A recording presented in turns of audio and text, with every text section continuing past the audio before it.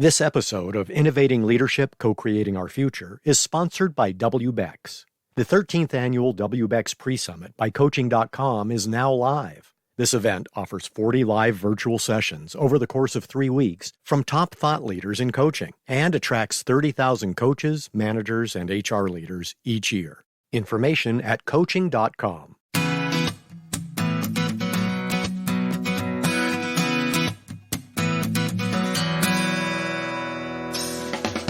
Welcome to Innovating Leadership, Co-Creating Our Future. I'm your host, Maureen Metcalf, founder and CEO of the Innovative Leadership Institute. With me on the show today is Maura Aarons-Mealy, author of the new book, The Anxious Achiever: Turn Your Biggest Fears into Your Leadership Superpower. Maura, thank you so much for joining us. Do you want to give our listeners any kind of background before we jump into a conversation about your book? I joke that I'm a recovering political consultant. I spent many years working in politics in Washington, D.C., and then running my own business called Women Online, where we created issue advocacy, behavior change campaigns, and social impact campaigns that mobilized women. I've worked on 3 presidential campaigns and for hundreds of some of the most incredible institutions out there. I sold that business 2 years ago. I've really decided to devote the second half of my life to helping anxious leaders thrive and to improving workplace mental health. I probably don't need to tell you that there's a crisis of mental health in our country. We spend the majority of our time at work. The pandemic erased any illusion that we have that work and home are separated, but workplaces really need to figure out how to be better around mental health and help people get what they need. So The Anxious Achiever is that project. We aired a podcast recently where our guest talked about his suicidal ideation. We're seeing it not just in young folks, we're seeing it across the spectrum. It is the topic right now. I mean, the truth is anxiety and depression are the number one reason why people miss work. So even if your employer doesn't care how you feel, they need to care about your mental health. The good news is I think companies get it. I spend a lot of time talking to all different kinds of organizations, and they want to do better. But as you know, it's a very complex thing. What advice do you give a leader who's feeling anxious, whether or not their company cares? I show up to work and I'm struggling with all of the things, imposter syndrome, pressures at home, trying to figure out just how to navigate the basics of life that got harder. Anxiety is one of our most ancient and fundamental emotions. You could argue that anxiety has kept us as a species alive. Anxiety is an anticipation of threat. It is a response to a perceived threat. What happens with us is when we work in extremely uncertain and scary times, when we've been through a terrifying global pandemic, when our country seems to not make sense anymore for many of us, and when work demands and financial demands are more intense than ever, we feel in a constant state of threat. The future doesn't feel good. We're anticipating something bad. And of course, we bring stories with us. We bring our past hurts and maybe even our natural proclivity to feeling anxious. So anxiety is extremely common and it's extremely normal right now. Our brains are wired to keep us alive and keep us safe.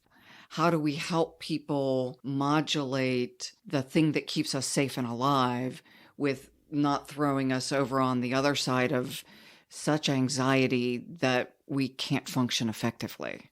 That's the issue, right? And that's what the book is really about. Anxiety, like all of mental health, exists on a spectrum, right? And at the lower end of the spectrum is clinical anxiety disorders, right? And that is when you are feeling like your anxiety is getting in the way of living your life. Maybe you're having panic attacks. Maybe you are having phobias. Maybe you can't see people or leave your room or do your job. If that's you right now, I really ask you to please try to get professional help. The good news is that because anxiety is so common, there are great treatments for it. And I'm happy to share my own personal story. And in the middle is the moderate anxiety that most of us feel right now, which we talked about, which is like, oh my God, what is going on? Am I even going to have a job tomorrow?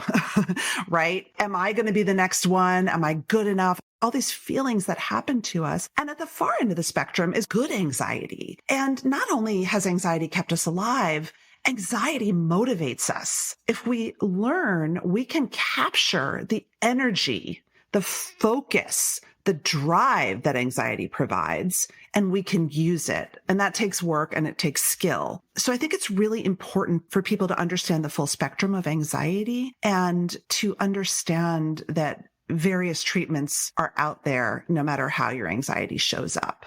You mentioned your own story. I would love for our listeners to hear what you went through, because I think so often we can feel isolated, like we're defective and we're the only ones who are having these experiences. So it would help for people to hear that they're not alone. Oh my gosh, you're not alone. It's funny. 2 nights ago, I was giving a talk at our local NPR affiliate, and I was sitting actually on stage in my fancy dress and my fancy outfit talking about my cocktail of antipsychotic medication. And I think that that's really important. My whole mission with The Anxious Achiever is to interview very successful people and ask them their stories and how they managed through. So I was first diagnosed at age 19. I was so anxious, I could not leave my dorm room. I was very, very depressed. I was diagnosed with major depressive disorder, clinical anxiety, and then ultimately with what we now call bipolar 2, which means I go up, I come down. It's not as intense as the bipolar 1 that many people are familiar with, but it is intense. And so I've spent the majority of my adult life managing my mental health. It has really forced me to work differently and take my mental health extremely seriously. Therapy, psychiatry, medication management, meditation, exercise, community, all the things. But I had a panic attack 3 nights ago. It just came on. I don't know why. And I think that that's life for a lot of us. And we don't hide it. We don't drink it away. We don't yell at people or control or micromanage. We learn to deal with it. Thank you so much for sharing that. And I'm sorry that you have to navigate it. I'm also grateful that you're willing to share it, because to your point, there are a lot of people who don't know that they have someone who's traveled this journey and can role model that they can be successful. This is a thing to manage, not a thing that will take over your life. It might take over your life. I call it a double-edged sword in the book, and there's a tension. I mean, for me and a lot of the anxious achievers that I interview are people who've struggled with all kinds of mental illness. They sort of credit the anxiety, maybe even the hypomania, the whatever, for turning them into who they have become. You know, for any of us who sort of face hard things and come out the other side, it gives us gifts. It gives us empathy and compassion and resiliency and all kinds of amazing skills. But when you're in it, it can be, as you mentioned, your recent guest, it can be the absolute worst. So you can't sugarcoat mental health, but you can manage it and push through. And my anxiety is my companion. Honestly, we talk all day long. And sometimes I tell it, you're done here. You're not welcome. Go away. And sometimes I say, like, let's do this, right? I've been on book tour for 6 weeks. I have been super anxious, but I have been incredibly creative, successful, powering through. And I know at this point how to modulate my anxiety. I love 2 things you said. One, that it is the challenges you face that have made you exceptional. I have some trauma in my background, and my belief is that I might just be average without the trauma. Really? And I really don't want to be average. That is so interesting. But you've worked on your trauma. Oh, yeah. Yeah. Decades of. I know. Yeah. And lots of therapy, meditation, healthy diet. I did drink too much for a period of time. And I look back on those days and just, absent other skills, you go to what you got. You go to what you got. Yeah. Me too. Fortunately, I was able to find healthier ways. It takes a very concerted effort. And your point of the conversation. Thank you for keeping me alive. Now it's time to take a different role and invite a different part of myself forward. So what does that other healthier view of self feel like? And frankly, things have been going really well for us. And it's weird because I keep thinking like, maybe I'm just missing something. When's the shoe going to drop? Getting comfortable with things going well. You know, you'd think it would just be easy, but it's uncomfortable. In fact, let me share a story that happened with my family that only close friends know. My dad was in military intelligence, and so we were always looking for stuff going wrong. They live in a rural area, and kids came up to the door and they were going to be Christmas caroling. It seems like nobody Christmas carols, and nobody Christmas carols on farms. So I'm convinced that something's going on. And so I'm going die hard on this. Here are the die hard people. My partner, Mike, is, getting ready to get them hot toddies and everything's good. And my dad's so proud that I think these are terrorists. That leads to a little bit of over-indexing on risk management and a little under-indexing on, why don't we just enjoy the Christmas carolers? They were, in fact, not the diehard crew. They were Christmas carolers. Well, so Maureen, what you just illustrated is hypervigilance, which is really common among trauma survivors and really common among very successful people. And that's what sucks. Mm-hmm. I have a great interview in my book with Jerry Colonna, who's kind of a legendary coach and business guy. And he talks about how the hypervigilance he felt of growing up in a family with alcoholism and mental illness, always waiting for the door to slam and the dad's coming home. And what does that mean? Mm-hmm. Was something that carried him into his career as someone who was trend spotting. You're always scanning the horizon for threats and you're always on top of things. You're sort of trying to control and worry so hard that things won't go wrong if I just control and worry and make this not happen. It's very exhausting and very harmful to our mental health, but it is a kind of behavior that is frequently rewarded in entrepreneurship and in corporate America. And that's really tough. I do wonder, as I become much healthier, I don't think I'm ever going to be, quote, average, but I may be less vigilant, more healthy, less cutting edge. Psychologists would say absolutely not. One of my favorite parts of the book is about perfectionism. Perfectionism is another one of those things that is often rewarded in our society. And a lot of people think it's a good thing. Perfectionism is anxiety. Perfectionism is the anxiety that if I do not perform to a ridiculously high standard that I've set for myself, I'm not worthy. I may not even be worthy of being loved. My favorite psychologist on perfectionism, Thomas Greenspon, says, you are who you are. You would be exceptional. Perfectionism is not about doing amazing work. Perfectionism is the worry that you think needs to accompany amazing work. And so imagine a life where you could just be your exceptional self without the anxiety. It takes a moment to think about, because I've lived in this anxious body since I was a kid, and yoga helps. Meditation helps. It's way better. How do you navigate? You're sitting on stage and you have a panic attack. Do you share that? Or do you have the internal conversation and hope no one notices? I happen to be an introvert and someone who has social anxiety who absolutely loves being on stage. I am a super ham. It's a very weird, I can't talk to the moms at the soccer game, but put me on stage in front of 1,000 people, I'm good. Because it's my job. I know how to do my job, right? So I think there's a lot of people like me. I open the chapter in perfectionism in the book, telling the story of how I was invited to speak for my previous book at our local public library. And I had a panic attack and someone in the library said, call 911. They thought I was dying. And it was not my first rodeo. I knew it was a panic attack. And that doesn't happen to me anymore, but it has happened many times in the past. It has happened to so many of the leaders I have interviewed, so many of the male leaders, and it happens to some of us. And that's okay. We can take medicine. We can get treatment. We can move on. That's why I'm asking if it's happening. In the moment. In the moment. Okay, let's talk about that. Do you say, I need a minute, or can you power through? If someone's going to call 911, you're probably beyond powering through at that moment. You can't. Mm-hmm.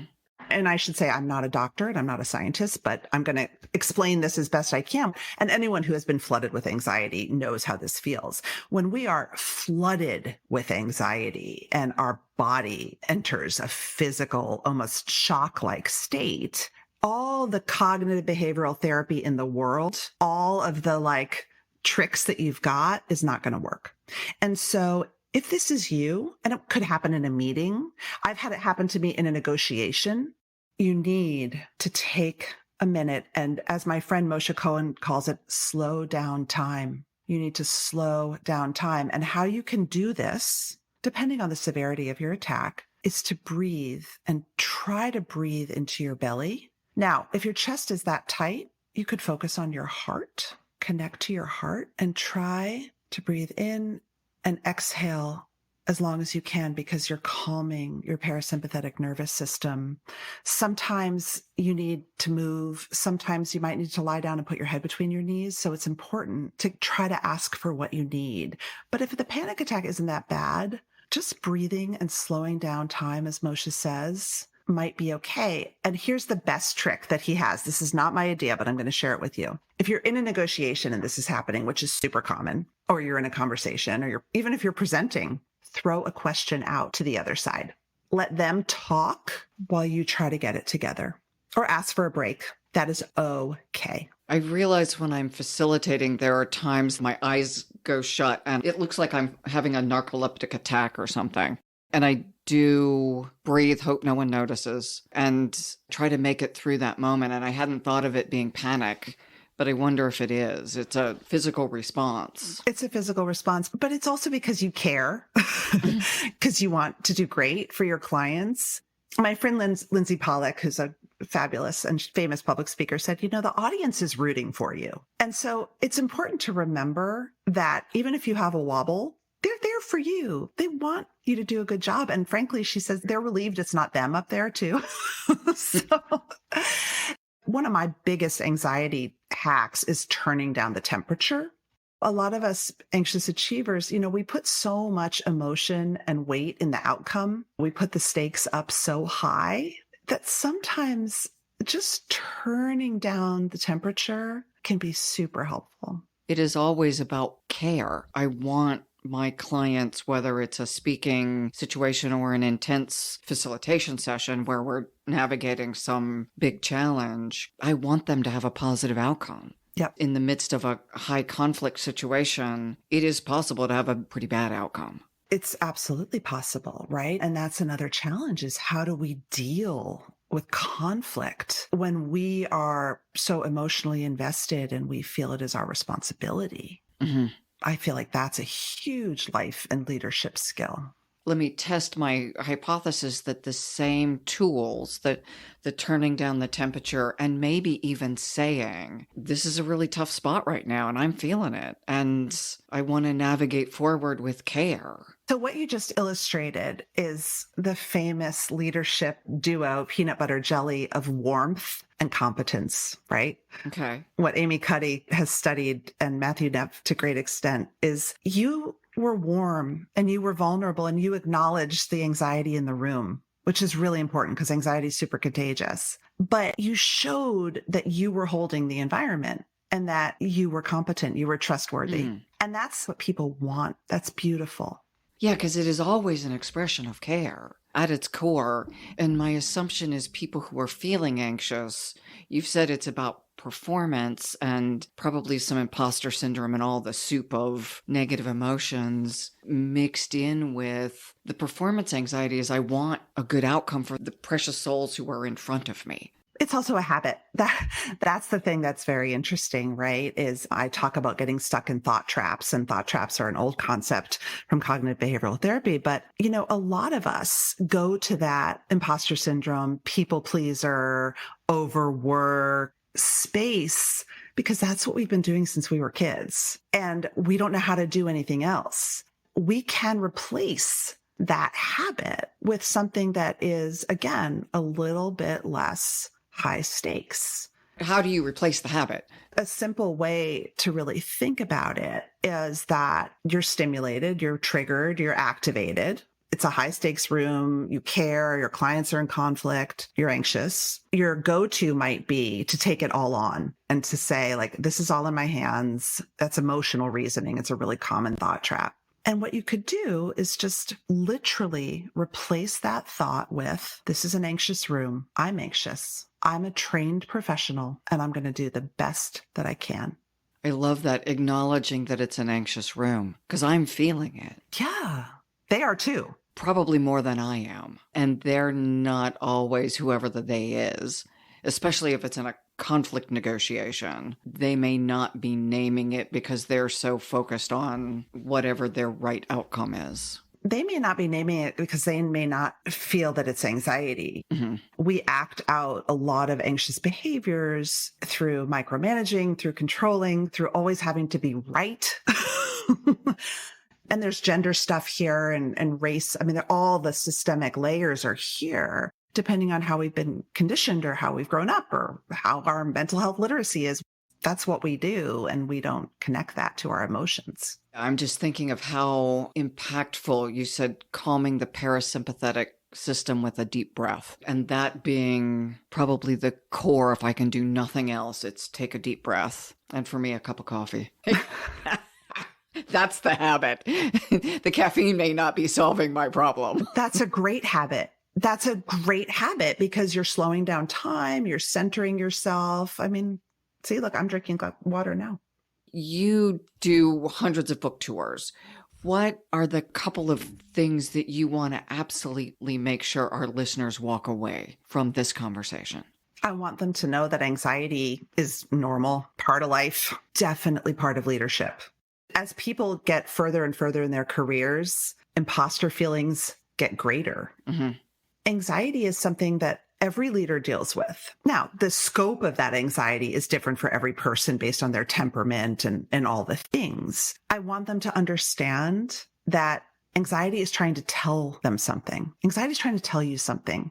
It may not be right. It may be lying to you, but it's signaling something.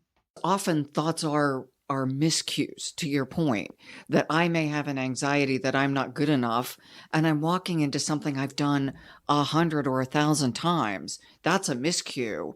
There's another time it's saying, you should really be worried. How do I distinguish that so I'm not running around hyper vigilant at Christmas carolers and not when someone's got a gun in my face? I'm going to give you my completely unscientific answer, which is that maybe some of us can't. Maybe that's just how we're wired. Okay. We have to learn to love ourselves no matter what. But there are ways that you can work on it through therapy, through a spiritual practice, through medication. I think that the question is, how do I learn, as you said, to discern the miscues and the real threats so that my brain is not stuck in cognitive overload all the time, so that my body is not constantly tense. And to me, that's really, really the work of getting professional help and building practices.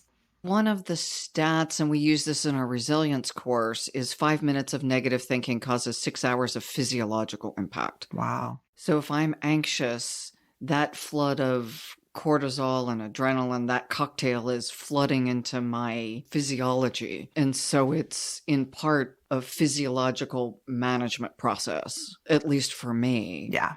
Do you use antidotes like gratitude? I heard breathing and talking to the anxiety, and I love both of those. Is there also something where I can think how fortunate I am to be here and have the conversation with that negative voice that really you're okay right now? We've been in front of a crowd, and these people in the library are not going to kill me. Research has shown that self-compassion is a really powerful in the moment antidote to that feeling because it involves touch and centering, and it involves speaking in the anti-inner critic. What you could say in that moment, like, I've done this 1,000 times. Why am I feeling panicked? Which I feel all the time. You can literally put your hand on your sternum and you can try to breathe. Breathing's hard when you're anxious, but try and say, we've done this. People invited us, Sometimes I'm like, people are actually paying me to do this. But sometimes that makes me feel more anxious because then I'm like, I'm not worth it, and just say, it's okay. We got this. We got this. The audience is rooting for me, right? I think that's a really effective practice. And then the other practice, which is part of ACT therapy, which I really love, acceptance and commitment therapy, is hooking into your values. And that's similar to the gratitude. A classic example could be you have flying anxiety and you're sitting on the tarmac preparing to take off and you're like, we're going down. This is it. You could then put your heart on your chest and you could say, you know what? I'm flying today because it's important. because my clients are depending on me, because I value showing up. I value helping people. For me, sometimes I'm just like, I have 3 children to put through college, and that is important to me. And that's why I'm here. And so if you can, having that value system to hook into can also really help the anxiety calm down. It feels like that's connecting to what I was touching on earlier, I want the best for my clients. Mm-hmm. I'm here truly to make a positive impact. It's a core belief that I do what I do because we need more effective leaders in the world right now. Yeah. The challenge, though, is how do you get to a place where it's all that and you don't feel it's your responsibility? It's not a judgment on your self-worth if things go south. The boundaries piece, I mean, boundaries is such a cliche at this point, but the boundaries piece is really important for your mental health. It's a great question. I was hoping you'd have the answer. Part of it is having people around me who remind me. So one of the things we do with our team is we do a daily intentions text. What is my state of being? What am I focusing on? And then what are my tasks? But there's a big piece, and our listeners have possibly not met Dan, our producer, who's sitting on the call with us. But Dan and I have this text conversation every day, because what's the bigger piece behind why we're doing what we're doing? You know, the daily tasks are the daily tasks, and sometimes they're exciting and sometimes they're dull. You know, I'm writing emails, I'm editing something, but there's a core connection, and Dan and another person on our team often remind me, you know, the mental state is you don't own this. This one's not yours. You get to help, but Christy, one of our other collaborators on this text exchange, will often say boundaries. I love it. This is why I believe that understanding your emotions, what makes you tick, what sets you off, what your bad habits are in terms of acting out your anxiety is so crucial to good leadership. Because imagine if you didn't have a team who could tell you that, which so many people do not. Imagine if you never heard that and you just were super controlling and never let anyone do anything and drove everyone up the wall, which so many bosses do. If we could get in touch with this stuff, work would be much less toxic. Well, and I am encouraging, and just because of what we're doing and that it is helpful, and I'm not militant. There are certainly days I haven't texted in the morning, but I do it in the afternoon. I do encourage our clients to do the same thing because we're not in the office. We don't walk down the hall and bump into each other. Yeah. For us, this is the equivalent of the 5-minute stand-up, but it's not just these are the tasks that are on my plate. It's the deeper what's going on in my inner conversation, that having a supportive team is huge. I don't know that you were truly asking the question, but what would happen is I would be spinning in a way that would be not supportive for me and consequently not for my clients if somebody wouldn't say occasionally, you're overinvested here. Yeah. Boundaries. That's the only word that needs to come back in the text is boundaries. So how do we support people who are periodically truly suffering with anxiety? My husband often says to me, and we've been married 16 or 17 years, and he says to me sometimes, you know, it took me like a good decade to understand that your anxiety was really intense and present and really hard for you because A, he wasn't someone who grew up with a lot of mental health literacy, and B, like that's not his issue. I think one of the things that we can all do at work is get educated, much as we do with DEI, get educated so that you can, if this is not your thing, try to have compassion.